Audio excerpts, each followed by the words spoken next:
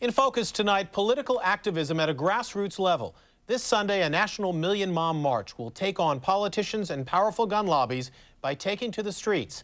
Tonight, we'll meet 4 women who will spend their Mother's Day trying to get guns off the streets. I have found my life purpose.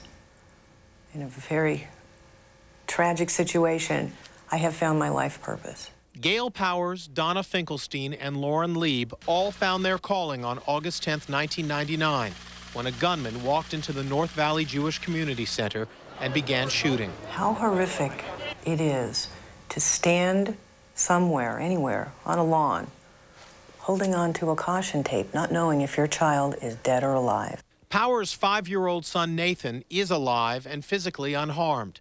Finkelstein's 17-year-old daughter Mindy was not so lucky. She had just sat down with a group of children to celebrate a birthday. And then 5 minutes later, I'm laying on the ground in blood, and all I see is helicopters and ambulances and police officers everywhere, and just hearing screams and not knowing if I was going to survive. Mindy was shot twice in the leg. She has not returned to her job as a counselor at the JCC. Lauren Lieb had 2 children at camp that day. 10-year-old Seth was on a field trip, but 7-year-old Joshua was in the line of fire, shot once in his lower leg and once in his hip. Physically, he's doing really well.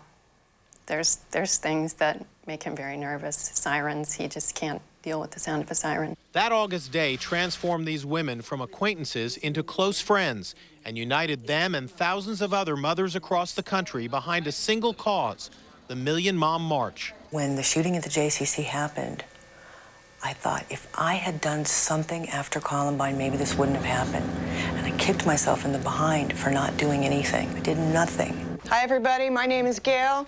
I'm committed to ending gun violence in my lifetime. Our goal is to have our children safe, and they're not safe. And they're not safe today. And we need to do something, and it's just us. And this is our voice, and they're going to hear us on May 14th. There will be marches in cities across the country, with the biggest gathering set for the nation's capital. Laura Kelly will be there. Her 4-year-old son Hunter is the first child in this line being led to safety. I just kept out, "Where's Hunter? Where's Hunter?" And I looked, and that's when they were coming down the hill. And he was holding the officer's hand, and the relief was just it's absolutely overwhelming to see him, see that he was okay. At the heart of the Mothers Movement, mandatory trigger locks, a national system of firearm registration, and a renewed emphasis on safety, and the vow to be in it for the long haul. Joshua, you want to come get your suitcase? Lieb's entire family is going to Washington. So are Finkelstein and her daughter. Mindy will speak at the march. She says she'd rather put the shooting behind her, but I'm doing it for my mom because I know she